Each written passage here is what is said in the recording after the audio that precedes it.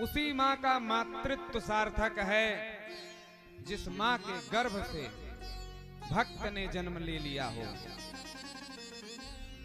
जननी जने तो भक्त जने के दाता के सूर, नहीं तो जननी बाझ रहे व्यर्थ गवावे नूर। या तो भक्त को जन्म दे या तो शूरवीर को जन्म दे। ऐसे शूरवीर को जन्म दे जो लड़ते लड़ते जिसकी सेना हताश हो जाए, तो सेना को सावधान करते हुए कहे कि जीवनम व पातएयम कार्यम व साधएयम। शिवाजी महाराज, शिवाजी कहते हैं ना, जब म्लेच्छों से युद्ध करते करते सेना ध्वस्त होने लगी तो शिवाजी ने कहा या तो जीवन को नष्ट कर दूंगा या तो कार्य को सिद्ध कर दूंगा।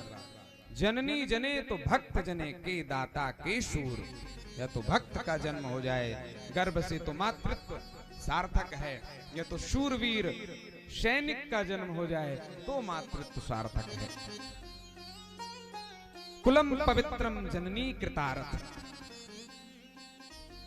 यदि कुल में कोई भगवत भक्त आ गया तो बंधुओं जननी का जननीत्व सफल हो गया, मातृत्व सफल हो गया।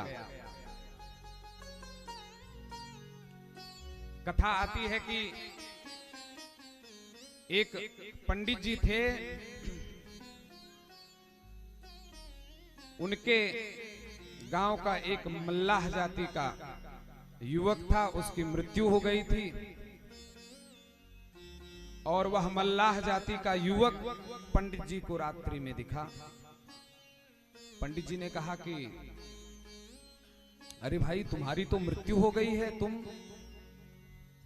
बोले हाँ मेरी मृत्यु हो गई है। मैं यमराज के यहां गया, मैंने इतने पाप कर्म किए थे, इतने पाप कर्म किए थे कि मुझे नरक को अलग से पढ़ने की सीखने की आवश्यकता नहीं पड़ी। तो यमराज ने एक पोस्ट दे दिया, अच्छा क्या तुम मुझे नरक दिखा सकते हो, स्वर्ग दिखा सकते हो? हाँ पंडित जी दिखा सकते हैं। यमराज जी से वार्ता करके पंडित जी नरक में गए। जब नरक में गए तो क्या देखते हैं कि तामे पर दौड़ाया जा रहा है, कोई आग में तपाया जा रहा है, तो कोई गरम गरम तेल में पकौड़े के जैसे तला जा रहा है। भयभीत हो गए, रोए खड़े हो गए। परंतु आगे जब गए तो बड़ा आश्चर्य हुआ उनको। आगे गए तो क्या देखते हैं कि एक पुरुष को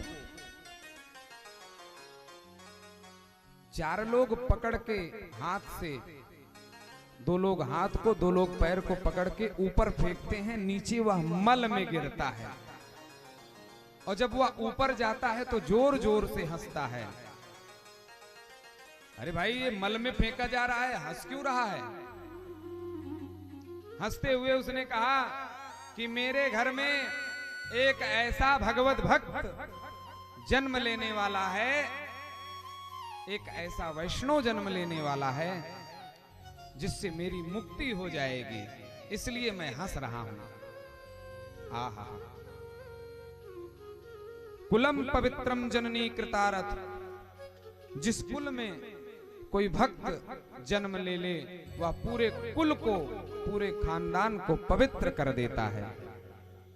मेरे घर में कोई भगवत भक्त जन्म लेने वाला है और जब वह भगवत भक्त जन्म ले लेगा और थोड़े ही समय में बाबा जी बन जाएगा और रात दिन भगवान की शरण में ही लगा रहेगा, भगवान के भजनों को ही गाता रहेगा, कीर्तन करता रहेगा, नाम जप करता रहेगा, मेरा उद्धार आपसे आप हो जाएगा। वाह भाई, भजन का इतना प्रभाव। आगे गए स्वर्ग में।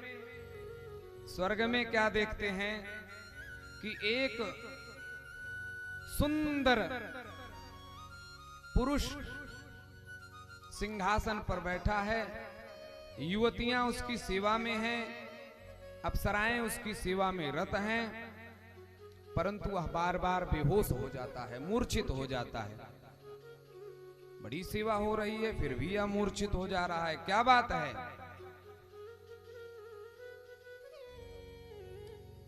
लोगों ने कहा कि इसके घर में एक ऐसा अपराधी जन्म लेने वाला है जो इसको नरक में डाल देगा। दूसरा कारण, स्वर्ग में एक माला पहना दी जाती है और वह माला का एक एक मन का गिरता जाता है, सो तुम्हारा पुण्य खत्म हो रहा है। क्षीणे पुण्यम मृत्युलोकम, जैसे जैसे पुण्य क्षीण होता है वैसे वैसे मृत्युलोक में फेंक दिया जाता है। तो भैया, जिस घर में भगवत भक्त का प्रादुर्भाव हो जाए, जिस कुल में भगवत भक्त का प्रादुर्भाव हो जाए, यह समझ लो कि कई पीढ़ियों को यह तार देगा। मैत्रेय मुनि कहते हैं, विदुर जी, इन्हीं ध्रुव के वंश में एक अंग नामक राजा हुए जो बड़े ही धर्मात्मा थे। इनकी पत्नी का नाम सुनीता था, परंतु जो इनका पुत्र था वो बड़ा नास्तिक था। बैन बहुत नास्तिक था बैन। अंग जी महाराज इतने दुखी हुए कि आज भागने का विचार बना लिया।